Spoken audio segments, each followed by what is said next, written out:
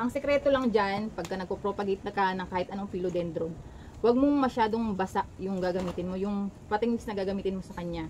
Huwag masyadong basa, tapos huwag mo kaagad diligan ng diligan. Pagka, kunyari, medyo basa, katulad nito, medyo basa kaunti, diligan mo yun after, after 1 week. Pag ganitong basa, oh. Kasi kahit matuyuan sila, hindi sila masisira. Kasi, para hindi mabasa yung, yung sugat niya. Kasi dyan din nagkakaroon ng root rot pagka masyadong nababasa yung mga sugat niya. Yan. Hello viewers. Ako po si Donna at nag-share po ako or gumagawa ako ng mga video all about plants. For today's video, i-share ko sa inyo yung care and tips ko dito sa Paraiso Verde na super tangkad na to. Ang dami ko naman na naalagaan na Paraiso Verde. Ayan. Di ko na mapakita sa camera. Ayan. So, sobrang tangkad na niyan. Kaya laging may kasamang ganito kasi yung ugat niya tumusok na dito sa kabila. Super rooted na siya. Sobrang tangkad niya na. So puputulin natin yung para makagalaw tayo ng ayos. Puputulin ko to. Tingnan mo naman, te, oh. Gigigil ako dito eh. Ayan, oh. Sobrang lalim na ng ugat niya. Lumalabas na dito sa may kabila. Ayan, oh. Ayan, oh, yung ugat niya yan. Putulin ko na lang. Ay, pwede siyang hilahin. Maganda yung grabe. Oh, tingnan mo naman. Ayan, oh. Ang haba. Ang may propagate natin siya. Ito, kasi yung care tips ko nito, matagal na akong may Paraiso Verde. Parang mga unang plants ko siya. Kasi natutuwa ako sa mga variegation niyang ganyan. Tapos meron lumabas ngayon na variegated na Paraiso Verde, no? Halos, ayan. Kung napanood niyo yung mga dati kong vlog na nagtumbahan yung mga Paraiso Verde ko. Ito, mga anak-anak niya na lang to. Mga 1 leaf propagation ko na lang to. Hanggang sa tumangkad na siya. Kasi parang mabilis to magkaroon ng mga bagong dahon. Parang every week nagkakaroon siya ng mga bagong dahon. Kaya mabilis talaga siyang dumami. Mabilis siyang mapalaki, mabilis siyang mapalash, mapatangkad, ganun. Nagja-jungle talaga. Kung gusto mong jungle feel sa bahay mo, Paraiso Verde ang piliin mo. Or kung bago ka palang nag-aalaga ng halaman, kung hindi ka masyadong ng mga aroids mix, pwede siya. Kasi, ang potting mix, pagdating sa potting mix, ang potting mix ng Paraiso Verde, dito sa akin sa pwesto ko, hindi siya maselan sa kahit anong potting mix. Kahit mapa-arids pa yan. Kasi medyo price pag arids kasi. Kailangan mo may chunky na coco husk, chunky coco chunks, mga ganon. Mga ano pa ba, pames, mga ganon. Pero, dito naman kay Paraiso Verde, sa pagkakadanas ko sa kanya, kahit lumsoy lang, tapos konting rice hull na lalagyan mo kaunti. Kasi ang ginagamit ko sa kanya dati ay 70% na lumsoy lang. Pero pag marami yung yung rice hull na nakahalo sa lumsoy, hindi ko na siya nilalagyan ng rice hull. Pero pagka kaunti lang yung rice hull na nakahalo dun sa lumsoy na nabili ko, dinadagdagan ko siya ng 30% na rice hull. Pero syempre, kung gusto mo ng thriving talaga yung plants mo, kung gusto mong makasure na hindi siya mamamatay, dagdagan mo siya lagi ng coco chunks. Lagyan mo siya ng kahit mga 30% din, kunyari loam soil na 70%, mag-add ka sa kanya ng 30% na coco chunks or 30% na rice hull or 30% na ang tawag dito, pames. Kasi ang may aeration sa potting mix ay mas mabilis dumami yung mga bagong dahon. Huwag yung talagang totally yung sagi na talaga yung soil, kasi syempre yung mga roots nila mas mabilis nagkakaroon ng mga bagong ugat, mas madami yung lumalabas na mga ganito pagka may aeration doon sa pot na pinaglagyan mo sa kanya or yung potting mix na ginamit mo sa kanya. Ayan, malalaman mo naman yung soil na maganda pagka mabilis mong mabubunot yung mga roots. Katulad nitong ginamit ko dito. Ito kasi mga na yan, pinagputol-putol kong robusta. Ayan, mother plant na yan. Ayan, super ganda ng soil niyan. Kahit na maraming beses ko na itong pinropagate. Rooted na rooted yung robusta na yan. Aglaw. Hindi ako natutunawan ng robusta. Kahit na halos wala nang dahon natitira sa kanya. Pero mabilis ko silang napaparami. Katulad nito, pag pinutol mo kasi ang aglaw, mas dumadami siya pagka pinuputol siya, kasi may mga suloy-suloy na lumalabas kung saan saang. Kasi isa lang dati to, isang stem lang to. Dumadami lang siya ng dumadami. Pinuputol ko kasi ng pinuputol. Pagka kasi nalalaglagan ng bayabas, napuputol yung stem, pinopropagate ko na lang. Ngayon, pag nalalaglag yung mga, pag nalalagas yung mga dahon, pinuputol ko na lang din yung mga stem. Kaya, ayun, naging ganyan siya. Pero marami na akong babies na nakuha dito. Maganda rin naman tong robusta na to. Kasi yung veins niya, nagagandahan ako sa veins niya. Ayan o. Yung ganun. Tinatago-tago ko pa to doon sa ilalim ko kasi nga, kakapropagate ko lang yan. O. Buti nga may mga lumabas na mga ganito. Kaya lang, nakisawsaw pala tong Paraiso Verde natin. Gigigil ako. Kaya puputulin na natin siya. Pagdating naman sa, sa watering nito, eto kasi thriving naman to sa watering ko na isang beses sa isang linggo. Pero syempre, depende yung pagwawater natin sa paso na ginamit mo, sa roots ng halaman mo, sa potting mix na ginamit mo. Syempre, kung masyadong ma-chunky or kaunti lang yung soil na ginamit mo, uuhawin siya kaagad. Pero kung more on loam soil naman, tapos may risal na kasama, inaabot siya ng 1 week. Ganun kasi yung potting mix ko sa kanya. 70% na loam soil, tapos 30% na pumice or rice hull. More on rice hull. Ayan o. 30% na rice hull. Pag wala akong rice hull, pumice. Kaya maganda yung rooting system niya. Tapos, siya, malalaman mong uhaw na siya pagka magaan na, pag ganon. Syempre, pag mabigat pa yung, yung paso, ibig sabihin, basang-basa pa. Or, mag-rule of thumb ka sa kanya bago mo siya diligan. Ito, tolerate nito kahit mga 1 week na hindi mo siya madiligan, makalimutan mo siya. Kayang-kaya niya, hindi maglulunduan yung mga dahon, hindi yan magkakalantang mga ganito. Tingnan mo naman yung mga aerial roots niya, super healthy. Makikita mong healthy yung aerial roots ng plants mo pagka kulay green tapos matataba. Kasi pagka nag-brown na siya, may brown ba? Pagka nag-brown siya, yung nagtuyo na siya, ibig sabihin hindi na yun healthy. Ito kasi puro green pa. Puro green pa halos. Ito, brown yung dito pero green yung dulo. Ibig sabihin healthy yan. Diyan mo makikita yung super healthy na roots. O diba? Yung mga ganito naman sa loob niya, sa potting mix, white naman siya. Pero yung mga aerial roots na nakahang, green siya dapat. Tapos medyo nagbabrown man siya dito. Pero yung dulo dapat kulay green. Yan, kita ba? Yan, dyan mo makikita, ma'am. Kay si Ma'am Nori. Hello po, Ma'am Nori. Doon mo po makikita kung paano mo ba malalaman kung healthy yung ganito mo, yung Paraiso Verde mo. Malalaman mo yan pag may bagong dahon na lumalabas. Pagka every week may pasuloy na lumalabas na dahon. Tapos, hindi mo makikitaan na naninilaw yung mga dahon niya. Hindi mo makikitaan na nagtutuyo, na nagtutumbahan, na naglalagas. Yun yung healthy. Pag nakita mong naglalagas na yung dahon or naninilaw na yung dahon ng Paraiso Verde mo, uproot mo na agad, ma'am, kasi kailangan mo na siyang i-save. Kailangan mo na siyang hugasan yung roots niya, kailangan mo hugasan kasi para matanggal yung fungus doon sa potting mix niya. Ito kasi si Paraiso Verde, hindi naman siya talaga totally tunawin, hindi katulad ng mga pink princess, white princess, hindi sila katulad nun. Kasi kahit ganitong roots lang, sa pagkakadanas ko sa kanya, kahit isang roots lang sa kanya, kasi nabili ko lang po ito, 1 leaf lang naman, hindi naman ako bumili talaga. Galing kasi, dati pa kasi nung 2020 ata, sobrang mahal pa ng mga plants, diba? Biglang nag-boom talaga yung mga plants, tapos biglang dumami yung mga may variegation, naglabasan yung mga gandang variegation. Isa ako sa nagustuhan ko yung Paraiso Verde kasi ang cute ng mga dahon niya, mga variegation niya, lalo na yung mga bagong dahon na. Ayan yung labas na labas yung variegation. Ayan cute na cute talaga ako dyan. Kaya napabili ako dyan ng super mahal pa. So, nagsimula lang talaga ito sa 1 leaf. Kahit ganito lang po talaga siya, mabubuhay siya, dadami yung mga roots niya ganito. Kasi danas na danas ko yun sa kanya. Hindi ako nahirapan sa kanyang mag-alaga. Tapos kung gusto mong palakihin yung mga dahon, kailangan mo mag-pole. Or kung hindi ka man magpo-pole sa pader, pag kumapit na tong mga ito. Yan, pag kumapit na yung mga aerial roots sa pader, mas lalaki yung mga dahon niyan.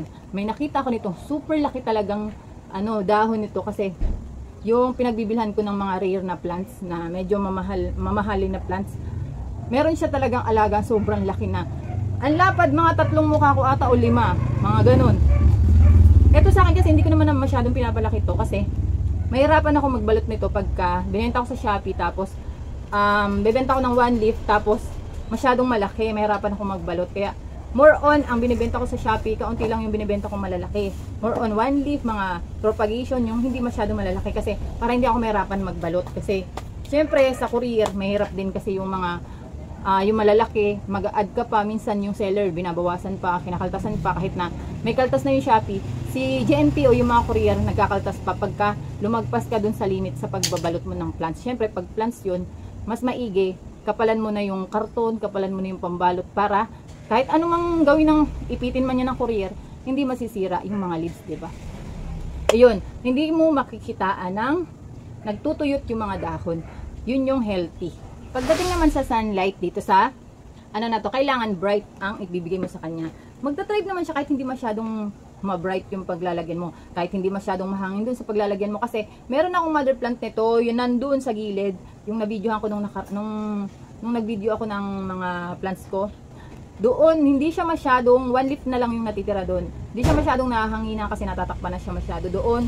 Na, ano bang nakaharang doon? Burley marks, tapos yung mga pedatum.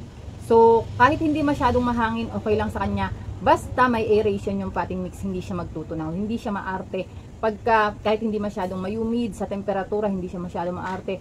Kahit hindi masyadong mayumid, kahit talagang pang tropical plants kasi talaga siya. Kahit dito sa bahay, pang indoor plants din siya. Pwede siya sa indoor. Kasi pinapasok ko to sa bahay. Yun nga lang nilalabas ko agad. Mga siguro 3 days lang siya sa loob. Pang display lang pag meron akong mga bisita, ganun. Kasi hindi ko rin siya tinatagalan sa bahay. Gawa ng, inaakyat to ng, ng alaga akong aso dito. So, ayan o, katulad nito o. Inihila-hila niya, ginaganon-ganon nilang dalawa. Pagka inaano ko to, nilalagyan ko, pinapatungan ko, naka-elevate siya. Kaya lang minsan natutumba. So, nanghihinayang pa rin ako. Pero nung lumaki na to ng ganito ko ang tangkad, hindi ko na to pinasok sa loob. Kasi, natutumba-tumba na siya, katulad niyan, natutumba-tumba na siya. Pero nung dito pa lang siya, medyo maliit pa lang siya, sa loob siya ng bahay, thriving siya, kahit sa loob ng bahay. Yun nga lang, syempre, mawawala masyado yung variegation. Unlike dito sa mga nakakuha talaga ng lights ng bonggang-bongga. Ito katulad nito, yan. Hindi masyadong, nakakakuha to dati. Nung nilipat ko na ulit dito sa labas, ayan, wag lang yung talagang extreme yung init. Kasi pag extreme na yung init, mabilis siyang masunog. So sayang ng dahon niya, lalo na pag maganda yung pagka-variegation. Ayan o. Diba? Wag lang extreme. Kaya nila matolerate yung tanghaling sunlight. Wag lang talaga yung wala siyang natatakpan. Dito kasi kahit na natatamaan siya ng tanghaling sunlight, meron naman nakatakip sa kanya kaunti. Nagsi-shade pa rin naman sa kanya ng mga dahon ng bayabas, mga ibang plants ko dito, goeldei. So hindi ako nag-aalala na masusunog siya. Plus gumaganda pa yung variegation niya pagka may lights talaga siya, almost maghapon na lights. So mas maganda kung gusto mong palabasin yung variegation ng plants mong Paraiso Verde. Bigyan mo ng maraming lights, pero wag yung extreme na lights. Yung talagang mahapdi na sa atin, sa balat natin. Kasi syempre mahapdi rin yan sa kanila dyan para hindi masunog. Pero nakakita na ako nito ng direct na tawag dito, naka-direct siya sa soil. Pero natatamaan siya talaga ng totally sunlight na tirik na alas 12 doon sa pinagkainan namin doon sa Cavite. Pero hindi siya nasusunog. Siguro kasi yung mga dati niyang dahon, kasi medyo naglegis siya, nakita ko. Siguro naglagas yung mga dahon niya dati kasi binigla siyang ilabas ng bahay or i-direct sa soil. Tapos nainitan, so naglagas yung sa baba. Pero pagdating naman sa taas, sobrang lalaki ng dahon, sobrang lalaki ng mga stem niya, tapos yung mga aerial roots niya dumikit na sa pader. Tapos hindi siya nasusunog kahit tanghaling tapat yung init kasi naka-direct siya sa soil. So pagdating sa paso, pag paso lang ginamit natin, hindi siya pwede na direct sa sunlight pag nakapaso. Pero pagdating sa direct na soil, pwede siya kahit tamaan siya ng direct na sunlight, kahit tanghaling tapat pa. Hindi siya nasusunog, para siyang monstera na, siguro ganoon naman talaga lahat ng halos ng plants, or exempted lang yung mga variegated plants siguro. Kasi, syempre pag variegated, pagka extreme na yung lights, mabilis masusunog kahit pa siguro naka-direct sunlight, diba? Ay kahit naka-direct ng soil, tapos direct sunlight yung bibigay mo sa kanila. Pero syempre maganda pa rin naman yung variegation ng mga halaman pag natatamaan ng sunlight talaga. Wag lang talaga yung sobrang init. Doon mo siya ipipwesto sa hindi masyadong masakit yung init. Yan. Gaganda ng nito eh. Lagi nga lang natutumba. Kaya napagdesisyonan ko na talaga siya, sobrang haba na kasi niya. Naputuli na siya kasi lagi na siyang lumulundo pag nalalaglag. Pagdating naman sa fertilizer, kahit anong fertilizer pwede sa kanya. Kasi na-try ko dito dati yung urea. Dati kasi gumagamit ako noon. Yung kulay puti na parang asin siya, pero medyo pino kaunti, medyo madulas siya kaunti. Gumamit ako ng urea na yun para sa mga, may mga mustasa kasi ako dati. Doon ako nag-umpisa maghalaman, yung mga mustasa, mga sayote, mga ganong kalabasa. Doon ako nag-umpisa bago ako nag-indoor plants na ganito. Tapos, yung mga natira ko, yun, pinaubos ko yun sa mga plants ko. Kahit ito, ang bilis niyang magkaroon ng mga bagong dahon. Tapos, hindi masyadong nag-aano yung variegation niya, nawawala yung variegation. Okay din sa kanila yung urea. Okay din sa kanya yung, medyo mura kasi yung urea, di ba? Pero kasi hindi na nga ako ngayon gumagamit ng urea eh. Mas preferred ko sa inyo, ay triple 14. Yun, kasi para kompleto na. Pag sinabi kasing triple 14, merong triple 14 na Osmocote, meron ding hindi. Yung basta pag sinabing triple 14, complete fertilizer yon. So, maganda yon para sa kanya. Na hindi, maganda yung variegation na lumalabas. Tapos, maganda rin kasi pag nagbibigay ka ng kahit papaanong fertilizer sa plants mo, mas bumibili siya magkaroon ng mga bagong dahon. Mas makintab yung mga bagong dahon na makikita mo. Mas makintab siya. Tapos, ito kasi, ang cute nito kahit hindi masyadong linisan, buhusan, or punasan yung dahon, madulas siya, mabilis natatanggal yung mga alikabok. Siyempre, depende na lang kung ilalagay mo siya sa malapit sa kalsada. So, lagi talagang may alikabok na dadapo sa kanya. Pero, mas maganda naman dun kasi nafi-filter kahit papaano yung mga alikabok na para maaamoy natin, napupunta sa kanila, di ba? Pak, ganon ang mga Paraiso Verde. Sobrang laki ng dahon na niya, ay nakakatulong siya para sa atin. Bukod sa oxygen, additional oxygen para sa atin. Additional pang filter sa mga air na nalalangkap natin, yung mga halaman natin, di ba? Pagdating naman sa toxicity, toxic daw to sa pets, pero hindi naman talaga yung extreme na talagang sobrang nakakamatay, hindi naman ganun. Parang magsusuka ka lang pag marami kang nakain ng ganito. Pero hindi naman talaga malakas yung halos lahat naman ng philodendron, di ba? Pag may naputol na dahon lang dyan, maamoy mo na talaga yung pagka-toxic ng dahon. So, iwasan na lang natin magkaroon ng maabot to ng mga baby, mga alaga natin, syempre, elevate natin siya. Kasi, para hindi sila magkaroon ng sakit or kahit tayo, kapag nagpo-propagate tayo, kailangan maglinis pa rin tayo ng kamay bago tayo kumain. So, pagdating naman sa propagation, yan, propagate na natin siya. Putulin muna natin to para, yan, super haba na yan. Wala kasi akong mapagpwestuhan sa kanya na, yung, didikit siya sa pader kasi, napuno na yung mga pader-pader ko dito ng ipe-frame ng pinatong. Pero gusto ko sana siyang palakihin ng bonggang-bongga na dahon kasi nakakita ako noon. Ayan pinutol ko na. Super haba Nakikita ako noon na sobrang laki, tuwan-tuwa talaga ako. Sabi ko, grabe yung pagka-giant ng ng Paraiso Verde na to. Parang ilang taon na yun siguro. Ang galing ito na lang natira sa atin, 2 leaves. Pag nag-old leaf siya, ganyan yun, parang nagda-darken naman yung variegation niya. Maganda rin sa kanya kasi, nagko-color changing. Kasama to sa, sa video ko dati na, nagko-color changing na philodendron. Ang ganda. Marami ako dun gustong mabili, kaso ang mahal pa ngayon. Yung iba ang mahal pa ngayon, di ba? Katulad ng People Way, ang mahal pa rin. Whipple Way na philodendron, no? Ang ganda ng pagka-pink ng Whipple Way. Yan nagputol na ako, di ko na kayo. Kwento kasi ng kwento. Ayan kahit ganito lang siya, Nabili ko yung dati ko, yung mga una ko. Cuttings lang. Tapos dalawa yung aerial roots niya. Parang ganito lang, Tapos, ayun, yung mother plant ko dun. Marami nga lang pinagdaanan yun siya kasi kung ano-anong nangyari sa kanya, natumba. Hindi ko na to inantay na unfurling na to kasi mabilis lang naman sila magkadahon. Ayan mabubuhay yan siya. Huwag lang kayo syempre magpo-propagate na ganito lang yung ipopropagate nyo kasi baby pa tong dahon na to, wala pa siya masyadong lakas. Kailangan medyo may pagka-matured na yung kasama niya. Yan.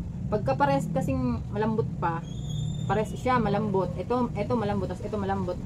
Hindi pa siya masyadong magta-tride. Magta-tride man siya, medyo matagal siyang magkaroon ng bagong ugat. Tapos, pag nagpo-propagate ako, dati, gumagamit ako ng Sevin tsaka cinnamon. Or ganito, rooting hormone. Pero ngayon, maraming beses na ako nag-propagate sa kanya na hindi ako gumamit ng Sevin. Hindi ako gumamit ng rooting hormone, pero mabilis silang magkaroon ng mga bagong ugat. Kahit sa water propagation, thriving na thriving sila, nagkakaroon sila agad ng mga bagong ugat. Less than a week, may mga bagong ugat ka nang makikita sa kanya. So, carry yan. Kahit di mo lagyan. Pero, kung bago ka palang magpo-propagate, syempre, mas maganda pa rin na gagamit ka ng mga ganito para pampaampat sa ano niya, sa sugat niya. Yan o, para hindi siya magbulok. Pag bago ka palang magpo-propagate, kailangan paampatin mo siya. Ito, hindi siya masyadong maamoy, pero hindi katulad ng sa burley marks. Pag naputol mo yung dahon niya o kaya ng stem niya, ano kagad, maamoy mo na kagad yung amoy. Pero ito, na-addict ako sa amoy ng ganito eh. Papaamoy ko sana sa inyo. Na-addict yarn. Kuha na tayo ng ano, potting mix. Wait lang. Ito yung pinag-anuhin ko kanina. Siyempre dito natin siya ilalagay sa mga, yung iba propagate natin sa water propagation. Winanleaf ko lang siya lahat kasi ayan, winanleaf ko lang siya kasi ano, may malaki naman akong paraiso verde doon. Ito yung potting mix ko. 30% na rice hull, tapos 70% na loam soil. Hindi pa yan kompleto kasi nandito pa yung loam soil sa baba. Ang sekreto lang dyan, pagka nagpo-propagate na ka ng kahit anong philodendron, huwag mong masyadong basa yung gagamitin mo, yung potting mix na gagamitin mo sa kanya. Huwag masyadong basa, tapos huwag mo kaagad diligan ng diligan. Pagka, kunyari, medyo basa, katulad nito, medyo basa kaunti, diligan mo yun after, after 1 week. Pag ganitong basa, oh. Kasi kahit matuyuan sila, hindi sila masisira. Kasi, para hindi mabasa yung, yung sugat niya. Kasi diyan din nagkakaroon ng root rot pagka masyadong nababasa yung mga sugat niya. Yan, gamit tayo nito. Ito pinaghalo tong 50-50. 7 tsaka cinnamon. Pero meron ako dito rooting hormone, minsan ko lang ginagamit.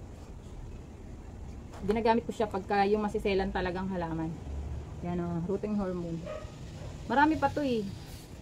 Tagal ko naman na ito nabili, tingnan mo, marami pa. Kasi minsan nga lang ako gumamit. Madalas ang ginagamitan ko nito yung mga hoya para mabilis magkaroon ng bagong suloy. Saka bagong ugat. O, diba? Or kung wala kang mga ganito, siya. Kung wala kang ganito, pwede rin kahit mga 30 minutes, i-ano mo siya. Ihang lang siya, wag mo muna itanim. Pwede mo siyang i-ano lang muna.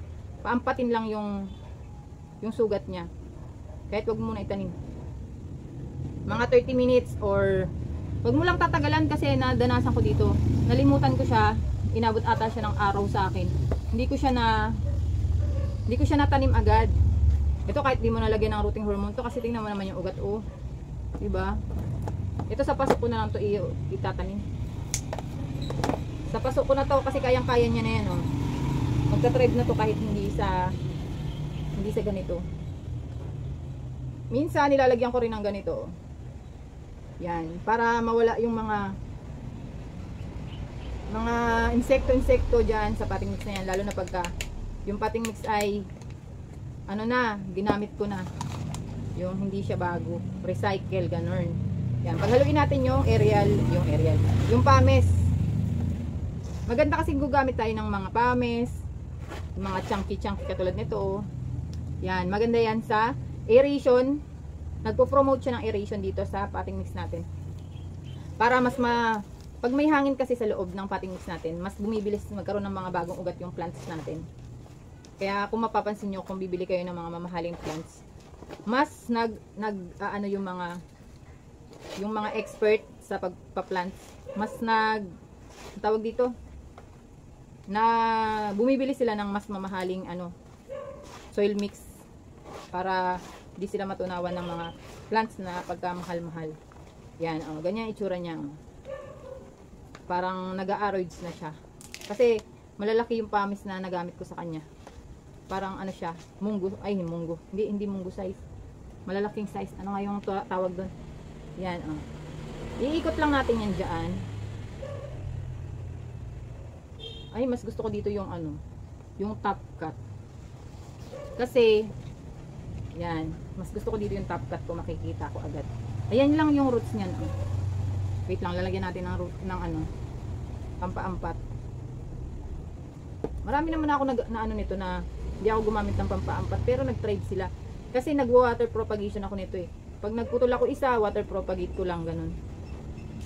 Tapos nabubuhay naman sila. Tsaka ako ita-transfer pagka may mga bagong ano na sila. Mga marami na siyang ugat. Umiikot-ikot na sa ano, sa jar. Sa jar o baso? Baso pa, arte-arte pa yun. Jar yarn. Ayan. Ito yung ganyan. Hindi ko na yun masyadong nilulubog pagka gusto niya dyan. Kasi kumukuha rin niya ng hangin or oxygen din dito sa taas. Kaya madalas pagka nagpo-propagate ako. Pakita ko sa inyo yung propagation ko ng ano. Ay, napakita ko na ba yun sa inyo? Ito, oh, wait lang. Aray.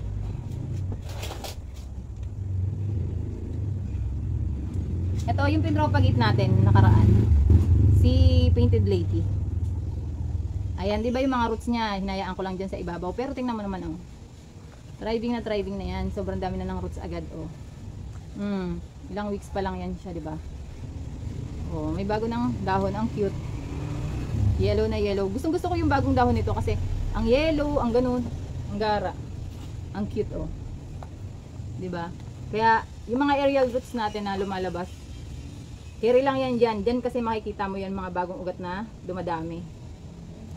Pagka may nag-activate na yung roots diyan, parang kumakapit na lang sila sa paso. Ang ganda. Nagagandahan ako sa ganun. Kaya na-addict ako mag-propagate kasi gusto ko yung ganun. Gusto ko nung may nakikita akong bagong ugat na nag-activate, ganun. Minsan nasosobrahan ako sa pagpo-propagate na nadadamihan ko yung pagputol sa plants. Tapos yung mother plants ko nagsasuffer. Kaya iniwasan ko ng ganun. Magkaganon. Para hindi na mangyari sa akin ulit. Iniiwasan ko talaga kasi minsan o madalas pag nagputol na ako ng plants, na mother plants, mas napuputol ko ng bonggang-bongga, napaparami yung putol ko sa kanya. Yan. Ilan ba yung water propagate natin? 1, 2, 3, 4. Yan, isa pa. Dito. Yan na, ito isa lang. Dito natin siya ilalagay. Tapos itong dalawa ilagay natin sa water propagation. Yan. Ganyan lang. Ito, hindi ko na nilagyan ng rooting hormone to. Hindi ko na nilagyan. Malalaman mo namang ano na siya, parang natutuyo na yung ugat niya pag nagba-brown na yung ganito. Yung katulad sa mansanas, 'di ba? Pagka binalatan mo yung mansanas tapos medyo inabot na ng 2 hours or half hour, yung nabalatan na mansanas ay nagiging brown na. Ganon din dito sa mga stem nila na pinutol. Kahit wala pang less than 30 minutes, 15 minutes, ganon na sila. So pwede mo na siyang itanim pagka ganun, kahit walang rooting hormone. Yan, dinidiin-diin kong kaunti. Kasi may mga philodendron na ganun. Isa siya sa ganun, na dinidiin-diin kaunti yung potting mix. Yung iba kasing philodendron, tinatak-tak lang. Yan. Tapos ito, yan, i-water propagate natin to. Tingnan natin sa mga susunod na araw kung ano ang kalalabasan nito. Kasi after 1 week, nag-upload agad. ito yung naka-water propagation. Ayan na yung, pero wala pa siya masyadong growth. Pero nakikitaan ko na siya ng, ayan oh, yung mga maliliit na ugat. Ayan, nag-activate na yung ugats niya. Ugats. Dami yarn. Asan na yung isa? Ito. Dito ko nilagay yung isa. Ito, water propagation din to. Yung iba hindi ko makita kung saan ko nilagay. Ayan oh, may bagong ugat na siya, bi. Ayan oh. Diba? Ang cutie. May umusbong na panibagong ugat dun oh, sa ano niya. Diba? Ang galing.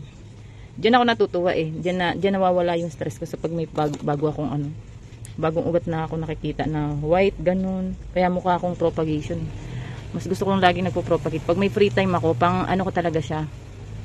Ito yung pang ano ko yan siya, pang stress reliever ko yung mga pag-propagate. Kasi pag nakita ko sa susunod na araw, ay naku, tanggal talaga yung stress ko. Ito hindi ko pa masyadong kita yung growth nito kasi ayan pa lang siya, wala pang masyadong ugat na lumalabas. Tapos ito yung may ugat na. Tapos di ko makita yung iba na pinropagate ko. Ito yung may sira sa ilalim to eh. Pero may ugat na to, ayan na siya. Sa lupa ko siya nilagay. Pero may ugat naman na to, 'di ba? Nung pinropagate natin siya. So ayun, yun pa lang yung ano niya. Hindi ko makita kasi yung iba kung saan ko nilagay. Ito, yung growth niya pag water propagation, 'di ba? Thriving siya kahit water propagation, kahit sa lupa din siya.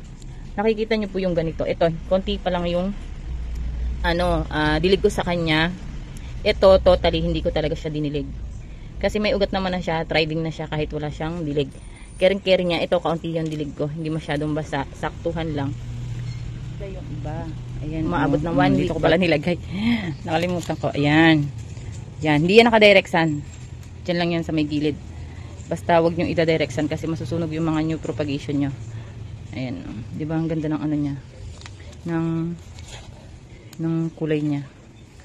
Naka-flashlight ako kasi hapon na ngayon. Di ba? Hapon na ngayon, medyo madilim-dilim na. Ayan. Hindi ko pa kasi masyadong kita yung ugat, oh. Hindi ko pa kita na activate siya. Tapos yung isa, tingnan natin yung isa. Once ko pa lang to nadiligan. Mula nung pinropagate natin to. Yan, once pa lang. Ito parang mag-activate na yung roots niya. Ayan.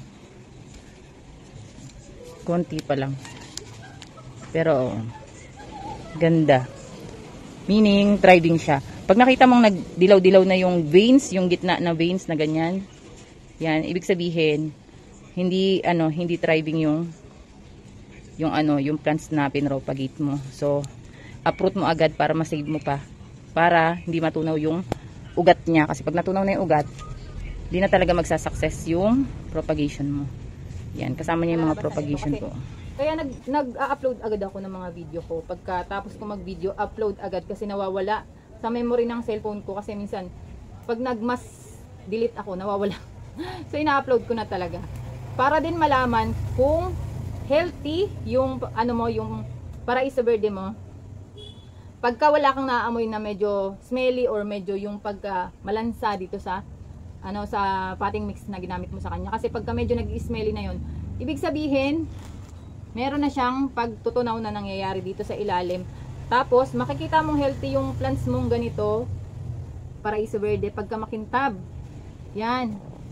Pag makintab yung dahon niya, tapos, lalo na yung mga bagong leaves na lumalabas sa kanya. Ayan o, kumikislap-kislap. Ibig sabihin, healthy yung stomata niyan. Very, diba, ang ingay ng, very active yung stomata niyan.